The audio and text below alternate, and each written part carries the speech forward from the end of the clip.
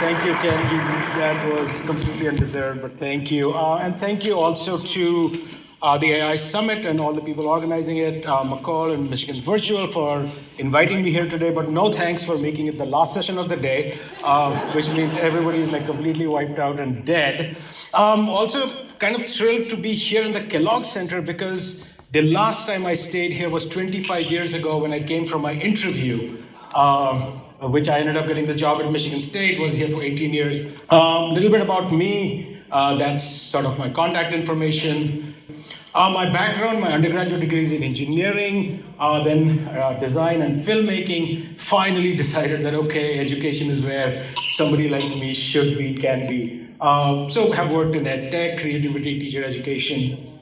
And I sort of call myself an educational systems designer rather than a researcher, because I think education is always about the future. It's always about building, making things better. Also a parent and was a school board member in Okemos. Big disappointment was that I took the job at ASU and I couldn't be on the same ballot as Hillary Clinton and Donald Trump, which would have just made a good photograph, if nothing else.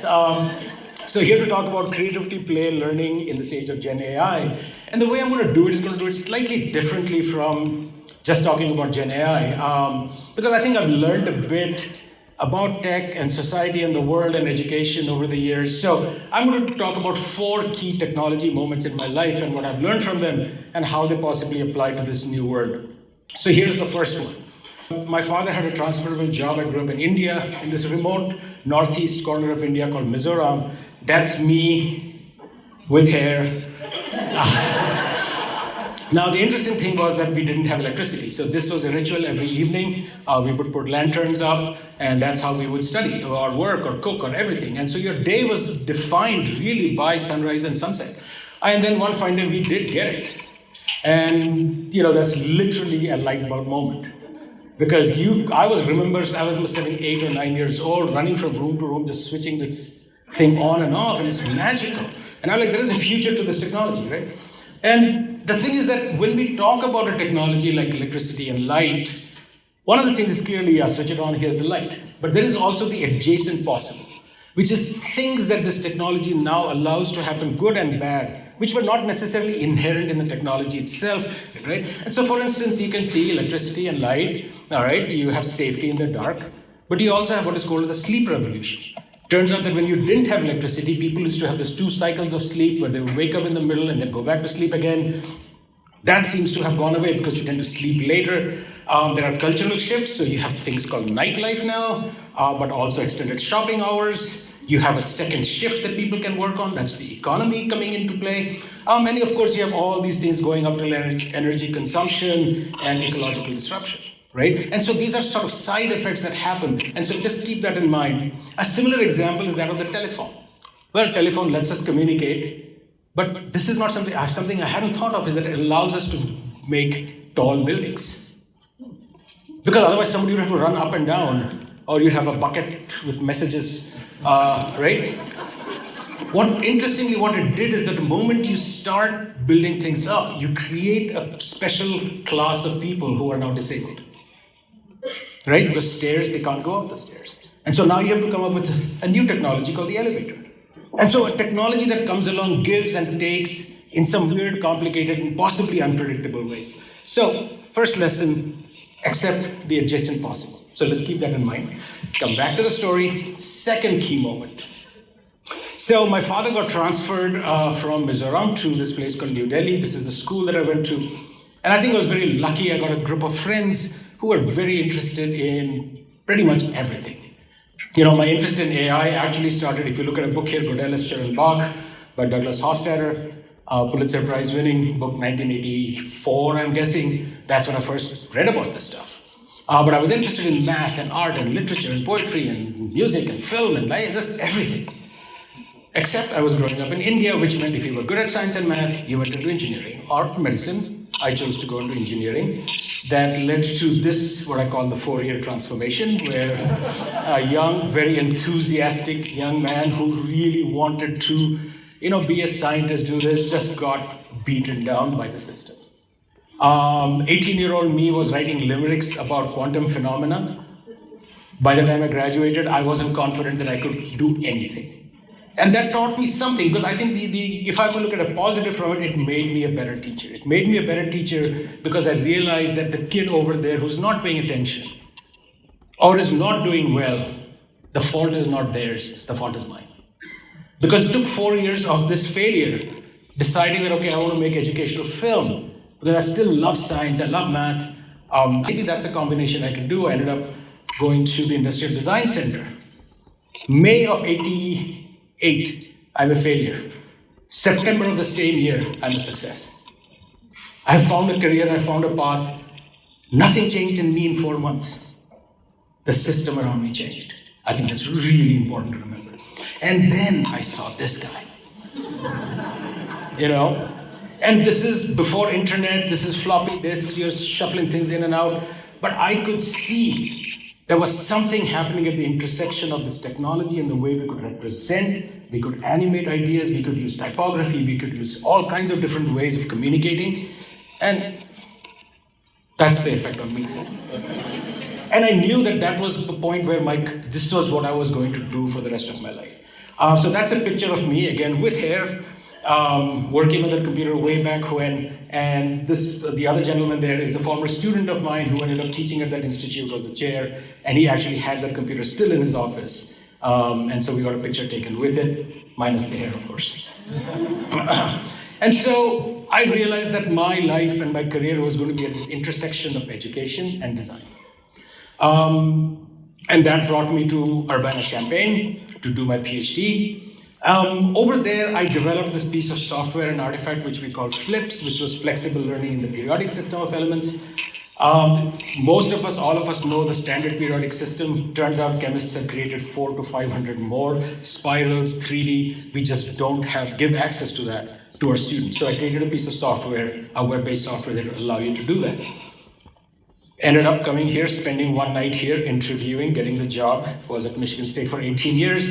I would be remiss if I would not talk about this cool guy called Matt Kaler, who joined MSU 6 months or a year after I did. He looks cool even without glasses.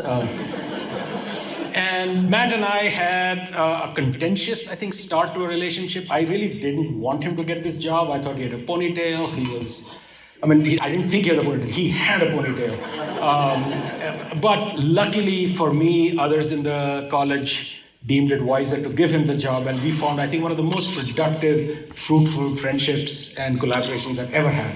And that ended up being something that some of you might have heard of, which is known as the TPAC framework, which is the idea that anytime you teach, you're looking at technology, pedagogy, and content integrated really tightly, and that this always works within particular contexts. So that got us some fame, good citations and all of that. But more importantly, I think it has had a really positive impact on teacher preparation programs, teacher professional development, pretty much across the globe, which is very wonderful when you think about that, two people sitting on the 5th floor of Erickson Hall, bouncing ideas of each other, write something, and then people read it and they act on it. It's very fulfilling, to say the least. But one of the big things in that frame was this idea that teachers are not just users of these tools and technologies, that they're designers of these tools and technologies. So if each of you look at anything, right, look at a textbook. Textbooks are typically written for your classroom, for your context. And what do? You say, read chapters 1, 2, and 3, skip 4. I have no idea why they put that in there. Here are some supplemental things that might help you. So you take something which was designed for you and you redesign it, you repurpose it. Right? And so that became the cornerstone of thinking about the master's program. I know some of the graduates of the MAT program are here, are extremely proud of that program, because we took this idea of teachers as designers, teachers as creative agents of looking at technology in new ways, of playing with technology, and built this whole master's program around that. Around 2015 or so, I had this amazing project which we did in Chicago with 150 STEM educators. It sort of brought together everything I felt that I had learned in those past few years. And I realized that I was getting itchy and interested in other things. Kids were, getting out of high school, getting into college, all that kind of stuff. So the time was right for me to look. Ended up at Arizona State University. I am mandatorily required to put that thing about number 1 in innovation. Otherwise I get a pay cut. We care for it so much. We put it on every dang hoarding bus, thing that you can imagine. So I hope President Crow and my dean are listening. No. What moving to ASU, though, allowed me to do was to go, I mean, again, when I talked about you gain something, you lose something, I lost the time and the opportunity to work directly with teachers. That's something I feel very strongly because I love educators, teachers. However, what I could do, I had the opportunity was to work on large-scale design projects, thinking, reimagining what high school can be, what middle school can be. One of the proudest moments, I mean, I have all the citations and all of those good things, but this Spark School, which is in Kyrene, I really take to the peak of like what I have achieved so far. And again, I was just the person leading a design team, working with school, working with the community to come up with this new school. So this long-winded way of getting you to this point that as educators, what do? We are designers. And a designer is always looking to make things better. That's what we do. And what do we design? We design artifacts. You might design a lesson plan. You might design a handout. You might design a mobile app, whatever it may be. You design processes. Because you know that just the content by itself is not enough. It has to be crafted into a series of things that you go through, actions that you go through for education to happen. You design experiences. You can have two teachers almost with identical content have very different experiences for their students. Because one person is thinking of certain aspects which the other person may not be. And as educators and school leaders, we are also thinking of broader systems and culture that we are building within these institutions. So when you think of yourself as an educator, as an administrator, as a leader, think that you're designing across these 5 spaces. We call this the 5 spaces for design framework, and I can go on and on about it, but I will not, because the lesson from that is to think about educators as being designers across all these spaces. All right, back to the story. All right, so third key tech moment. So this happened actually when I was in graduate school. This must have been around, I'm guessing 95 or 96. The web had just started. That, by the way, is my first website, which from, I think, November of 96, which is still archived on the Wayback Machine, so I could find it. Interestingly, it also has a link to my daughter's birth announcement, which is kind of cute. So I was working at Urbana-Champaign at the National Center for Supercomputing Applications, which was where Mosaic, the first browser, was built. So the web was sort of part of it.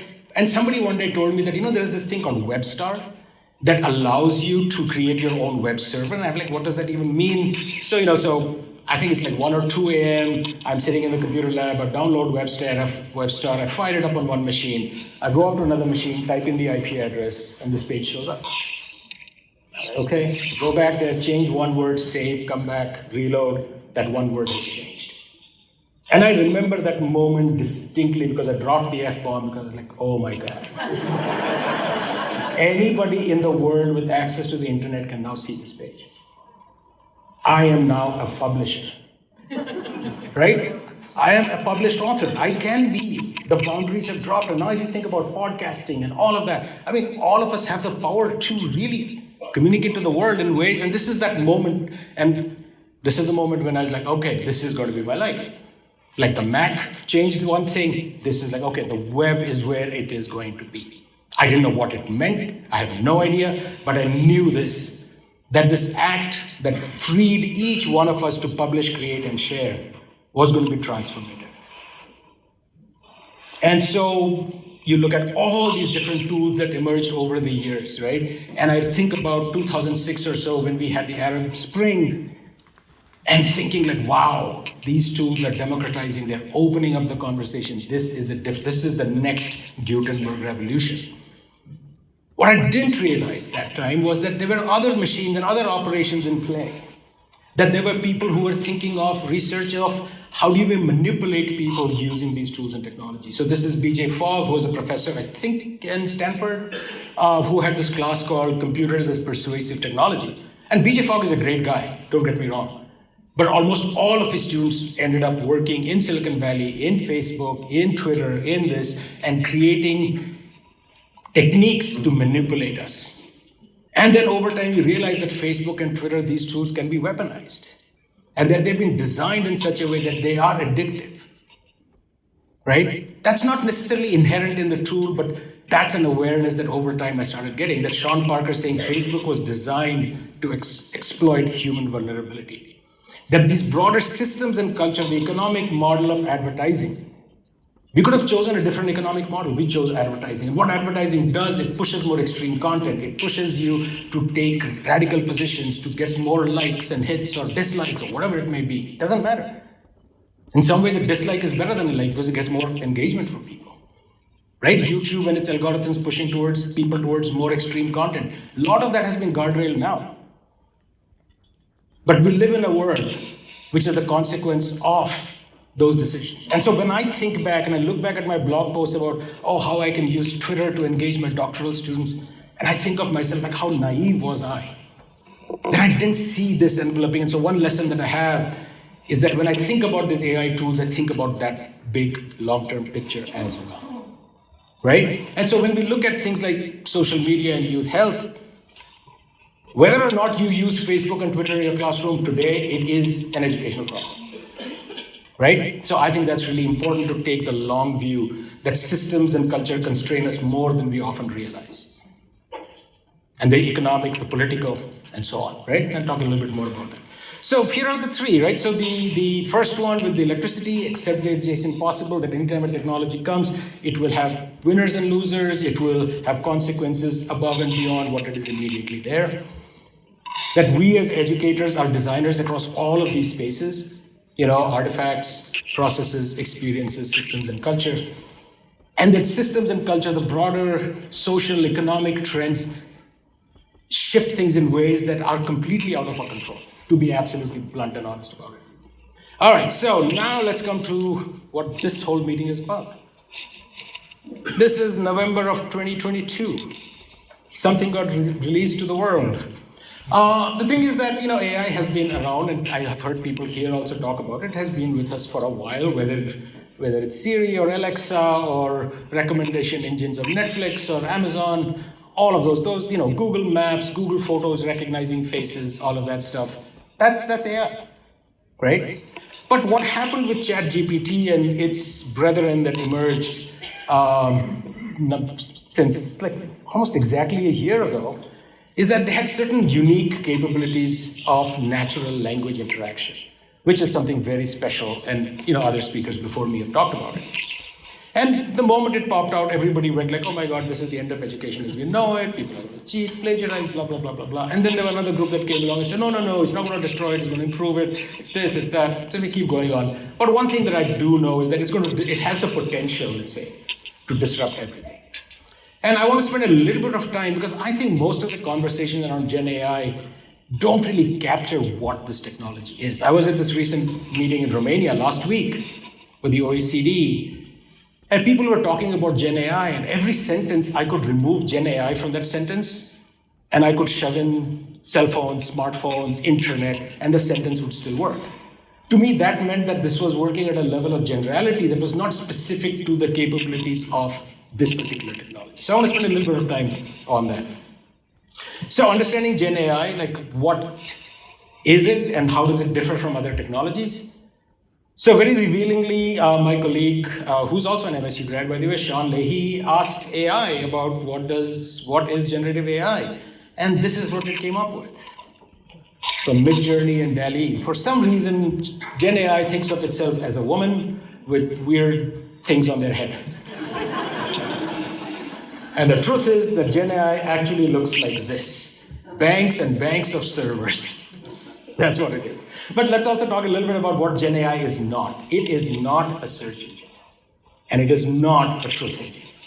And I think some of the biggest mistakes we make when we work with Gen AI, we go ask a question to it and expect that it'll give us an answer, as opposed to engaging in a conversation with it, which is a different thing, and I'll get to that.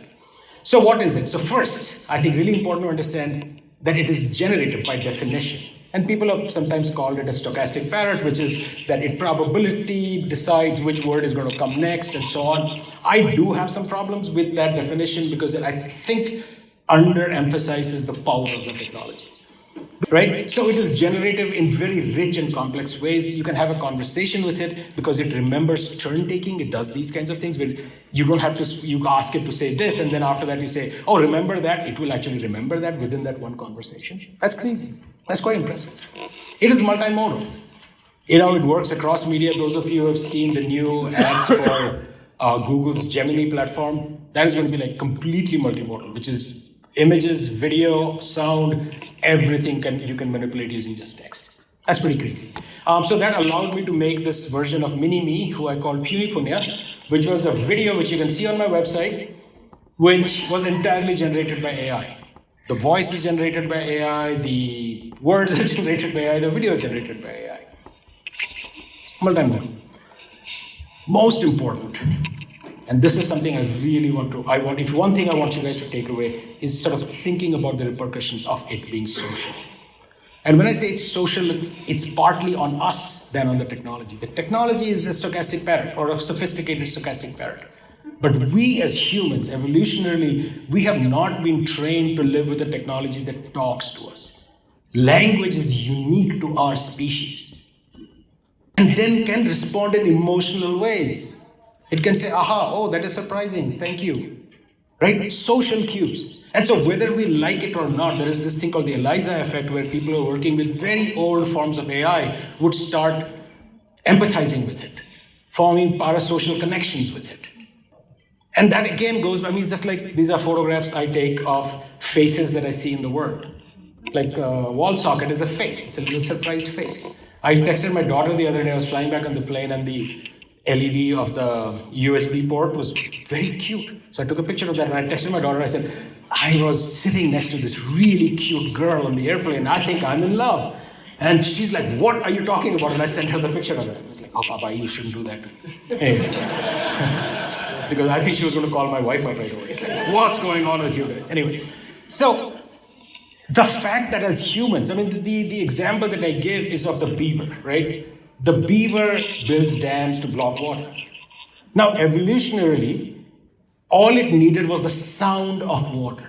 So when beavers hear the sound of water, they industriously go start chomping on wood and start building bridges. What evolution did not prepare the beaver for was the animal behavior researcher who took a tape recorder into the woods and switched on the tape recorder and played the sound of water. And these guys come out and they start building their bridges on the tape recorder. So we are social animals. Our prefrontal cortex is devoted to understanding people's psychology, intentions, beliefs, desires. We psychologize other people to hell. One person doesn't say good morning to me one morning, I'm like, what happened? Did I do something? Did they do something? Are they cranky? Am I cranky? We do that. And now we have this technology which is going to mimic human interaction. We already have companies like Replica AI, which claim to be a friend, be a partner. I wonder what that means. And so we'll talk about that. So in some way, though we call social media, this is the true first social media. I want us to keep that in mind. At the same time, as an educator, as somebody who loves to play with these tools, this is an amazing tool for creativity. Ken mentioned my website. I would really recommend to go and see some of the things that I've been playing with. There was this competition by some journal saying, in science, things come in pairs. So they said, send us some examples. So I said, what did AI would do with it? So I said, okay, give me examples of pairs in science. And it came up with some which I would never have expected, like the double slit experiment in physics. That's pretty cool. I would have never thought of that. And then I said, can you write this in the form of a poem? Like, sure. And it wrote me some poems about it. Then I said, but not everything in life is complicated. Not everything is true. So write me some poems about how it is more than true. And it wrote me some beautiful poems about that. It's on my website. I'm like, I don't know any human who could have done this in 7 minutes. And it helps me think. Salman Khan talked about having these dialogues with people. So I've had these conversations with 2 different philosophers. Krishnamurti is an Indian educational philosopher who talks about the nature of experience, but more from the spiritual side. John Dewey, of course, being a philosopher who talks about experience and learning from democracy. And it's wonderful to have this sort of fictional conversation between these 2 people, finding the similarities and the differences. This is a fabulous one. So this is the poem that I asked it to write about the proof of the infinity of primes. So it wrote the poem. And then I said, I want to make this an educational task. I want you to insert an error in the poem. And the task for the student will be to figure out the error. So we did it. And I looked at the error and I realized that it had picked a fantastic error. It had picked an error that I found websites written by mathematicians who had made the same error. So which means it had a sense of that humans are going to have this particular problem. And I'm going to sneak that one into the poem. That's devious and smart, right? It's given me and us, I think, a lot of superpowers. I don't know how to program. I now am a published programmer. I have a computer program that cleans Zoom transcripts, which is sitting in the world. Somebody's using it somewhere. That's crazy. I don't know the first thing about Python. I have had like Excel spreadsheets that I put in there, and it writes entire Word document reports with graphics. And I say, I want the graphics to be in ASU colors, maroon and gold and all that. And it goes and does that for me. It's crazy. There are all these plugins. We have faculty in our college who are using it to code qualitative data. There are a couple of companies which will help you with that. And the next screen is actually a simulation that I made. It's written in Python. It's just an animated GIF of the gas laws in physics, which say one of the gas laws is that if you increase the temperature, the pressure on the box will increase, right? So I had it make a simulated gas where if I hit the up arrow, the temperature goes up, it computes the pressure, and you can see those numbers up and going up and down. And the point I made in that blog post was that a middle school student can write this because I am programming in English. I don't need to know Python. I have never used terminal on my Mac. It walked me through all those steps. So I think sometimes when we are thinking about the possibilities of this technology for learning, if we think of it just as a chatbot, we're actually missing the point. The opportunities for educators to open up possibilities with this technology are immense. This technology can now see and hear. So I put this image in and I said, what are some misconceptions that can emerge because of this diagram? And it gave me a list of 6 or 7 misconceptions, scientific misconceptions that students have. The next one, I grabbed 3 images from a news story on the Pew website. And I said, take these 3 graphs and write me a story. And it's amazing. So what it had to do, think about it, it had to go and analyze those graphs, not just the words, but what they mean, connect them across each other, and write a coherent story. And this is the craziest one. The last one is a photograph taken when I was a doctoral student at Urbana-Champaign. We had a total solar eclipse. And when everybody was looking up, I was looking down below the trees, because below the trees, you start seeing these crescent shapes where, because the gaps between the leaves act like little pinhole cameras, you just get thousands of little solar eclipses at your feet. It's very beautiful. Next time you have an eclipse, see that. And I uploaded this picture and I said, I was a doc student in Urbana-Champaign in the 90s, took this picture looking downwards at the ground below a tree, what's going on here? Its first response, it didn't get it right. Then I said, look at the shapes, you're missing something. Those are almost my exact words. And it was like, aha, it literally said, aha. This is a solar phenomena. You took this picture during the solar eclipse. And I said, when did this eclipse happen? It said, since you said you were in Urbana-Champaign in the 90s, I think this happened on May 10th of 1994. I said, what time did it happen? They said, looking at the shape of the blah, blah, blah, I think between 11 and 1, which is actually pretty good, right? Right? I gave it the TPAC diagram and asked her to do a Marxist analysis of the TPAC diagram. It was phenomenal. So, again, don't look to it for answers. This is not a truth machine. Look to it as a partner to blow your mind in ways that you can think differently about what you do as educators. If you're going to do the same thing that you did before, you really don't need AI, then it's only a tool for efficiency. I'm not against efficiency, I get it. But there is so much more that you can do with it. However, we have to keep a few things in mind that Gen AI is weird. It hallucinates because it has no reference with reality. This was one of my proud moments to have a blog post which has the word BS in it. I asked her to create some things about learning styles and very happily did so. In fact, citing our webpage which says there is no such thing as learning styles. So that was kind of funny. This is my dog, and he also can surf, he can go into big cities, all of that within seconds using AI. The most scary or impressive one is the last one, the bottom row. The leftmost picture is of my actual backyard. The other one is a completely fake backyard. And there's no way you can tell that's a fake backyard. And literally took seconds to do. So what implications does this have in the political and social world that we live in? I think we need to be thinking about that. I think Gen AI is weird in other ways, which is that, weird is usually an acronym used for most psychological research, that most psychological research is done on Western, educated, industrialized, rich and democratic countries. And we use that to draw conclusions for everybody. Most of the testing data on which these models have been trained are from Western countries. So, for instance, when I asked a clone of myself, it changed my accent. It made my accent vaguely British, which I think, as our first speaker today would agree, makes you a lot more convincing. But my voice is key to who I am. It's my history. It's me. And without informing me, it changed that. For whatever reason, because it's been trained on certain models, whatever. AI also has a hotness problem. So I put this image in of this little kids in India, and I said, replicate. So I asked ChatGPT to describe it, then I took the description, put it to DALL-E, and I said, make it. And everybody it makes is perfect. There are no imperfect people in the world of AI. So I took a photo of my son, and I said, describe it, then I put it in, and that's what he looks like. And I sent this image to my son. I said, this is what I had ordered.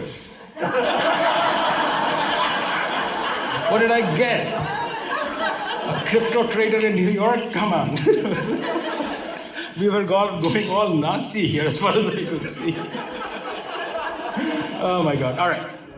But generative AI is weird in even more unexpected ways. So this is some research that my colleagues, Melissa Ward, who's a graduate of ASU and now is at New Mexico State, and I have been doing around bias in AI systems. So we gave it a task, which was a pretty straightforward task. We took a student essay that had been generated by a student, and we asked it to evaluate it, give it a score, and also give it some feedback. So as follows, right? Except we would manipulate certain things in that prompt. So in one case, we would say, this comes from a black family, this comes from a white, student comes from a black family, student from a white family. And when we would run this thing, we would run it like 50 times so that we could get statistical significance. Guess what we found? Actually, the black was higher. And we were like, oh, cool, interesting.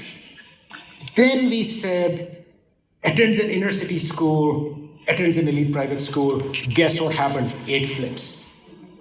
Which means AI systems, these guys at OpenAI have created these guardrails. If it's like asking a human being, are you racist? They'll say, oh, no, I'm not. But then you see how they behave on the street or whatever, then you see something else altogether.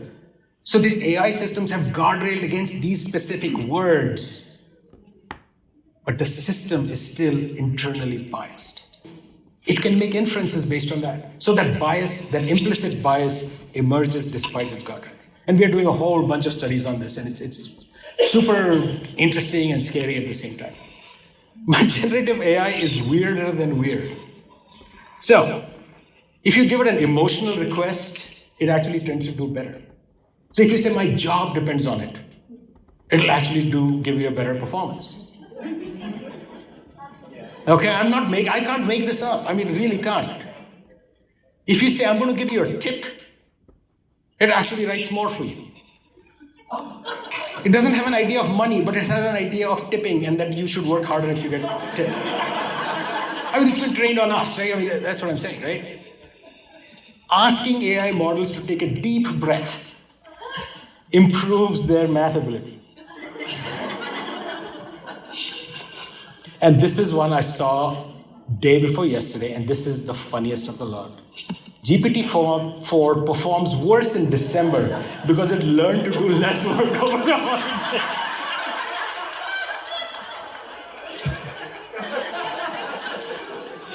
So, One thing I want you guys to take away is this idea that this is a social medium. I want you to keep that in mind, because I think this is what sets it apart from every other technology that has come in the past. Every other technology. That's absolutely unique to these technologies. And so bring all this together. This is how you remember thinking about generative AI. ChatGPT is a smart, drunk, somewhat biased intern. Okay? Always available, eager to please, never tired. So awesome to have one with you. It's great. Don't get me wrong. But once in a while, takes a shot. Implicit biases pop out. So buyer beware. Know that. Keep that in mind. Right? Keep that in mind when you're using it. But it can really have amazing superpowers. It really has allowed me to do certain things which I never thought I could do. And so I always feel when I work with these tools that I'm limited by my imagination more than anything else. I keep falling back into the rut of, for education I need to do X or Y. I really can't see its potential. So one thing I want to really push you guys is don't fall into that rut, because this is a game changer in many profound ways. I think it allows you to look at your content in ways that you couldn't have imagined possible. So coming back to the story, so the adjacent possible, educators as designers, understanding systems and culture.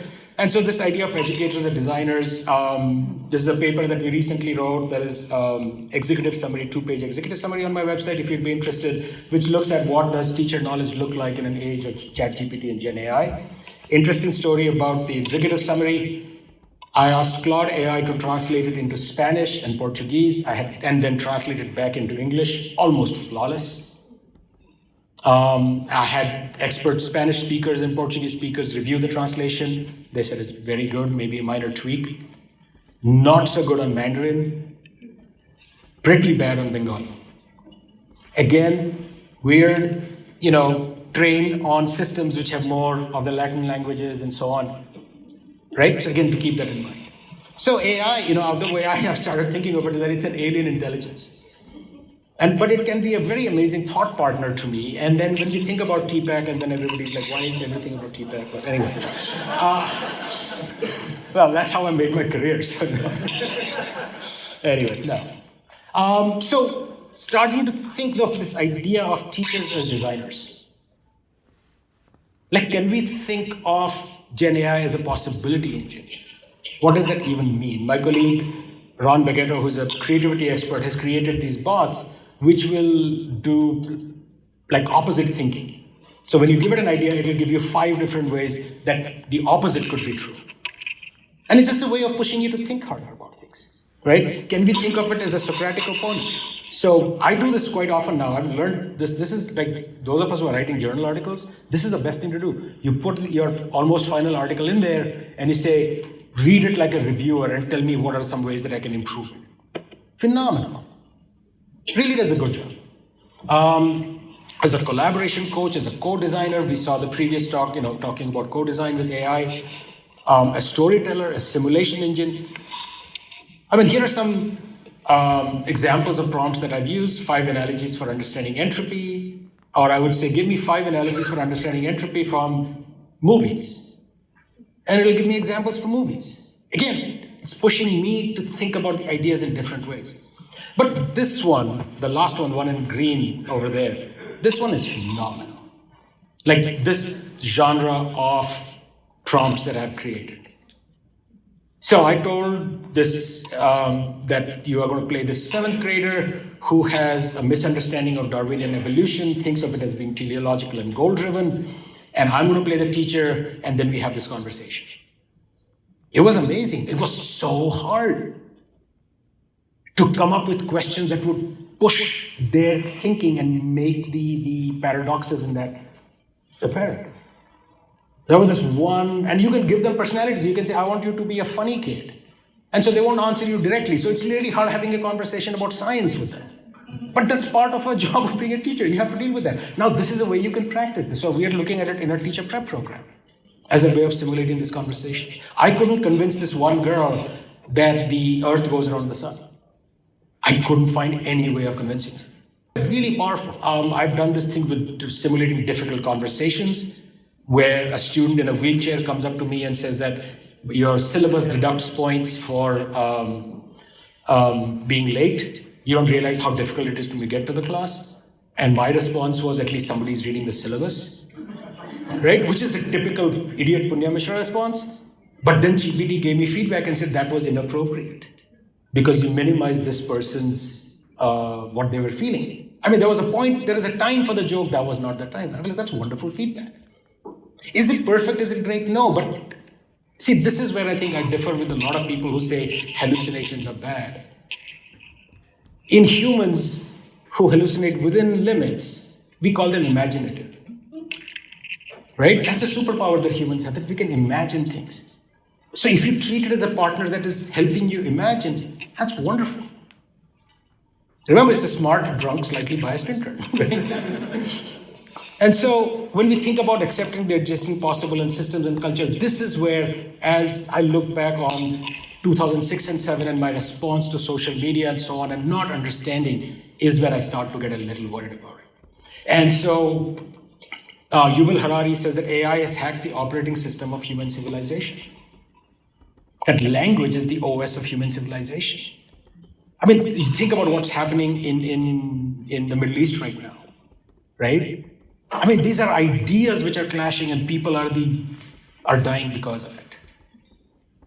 Like the idea of money, if suddenly one fine day we stop all believing in money, this has no value at all. It's just a made-up construct that we live with. And what happens when you have tools which can now work in that language space? What happens when the cost of creating BS drops to zero? We know what happened when the cost of sending messages dropped to zero. Spam blew up.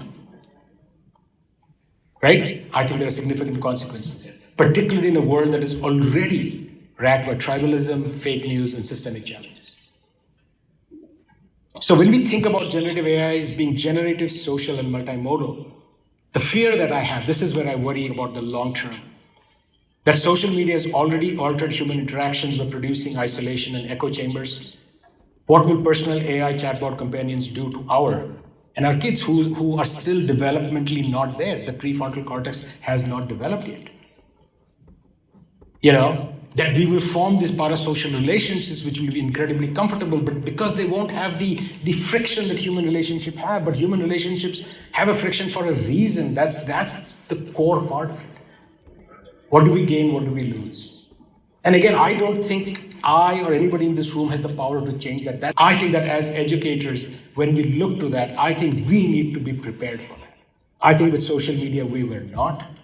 These tools have immense power. They can really give us wonderful ways of connecting with our kids and teaching content and growing and developing. And I think we are making the wrong conversation when we are talking about plagiarism. Is a term paper obsolete?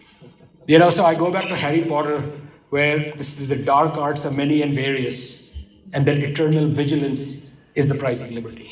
And so my daughter describes me as being schizophrenic about this. She says at one level you're so excited, and at another level you're so panic-stricken. And so this is what I look like. You know, I'm coming to the end. So, you know, Mark Zuckerberg was famous, Facebook was famous for saying move fast and break things. And I don't remember who said this, but they said, I didn't realize what they meant by break was my teenage daughter's mind. And so I think as we look forward as educators, we need to sort of move intentionally and nurture things. We've always done that. That's who we are. But I think this moment asks us to remember that very deeply, to think about sort of the foundational values that bring us to the job that we do here. So in closing, I mean, it's kind of amazing that I've had this journey from electricity to AI. This is insane, right? And you know, AI will define our lives and that of our children.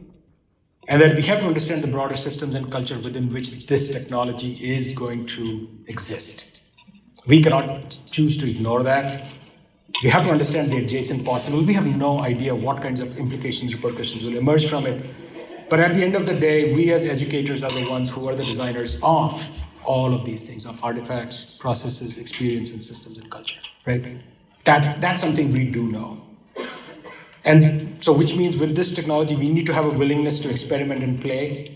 So one question I would ask yourself is this, like, what is one impossible thing that you and your students can do today that you couldn't do before? And also ask yourself, like, are we using this tool to reinforce existing practices, or are we reimagining things in ways that was not possible before? Because we have those powers today. I really do think we do.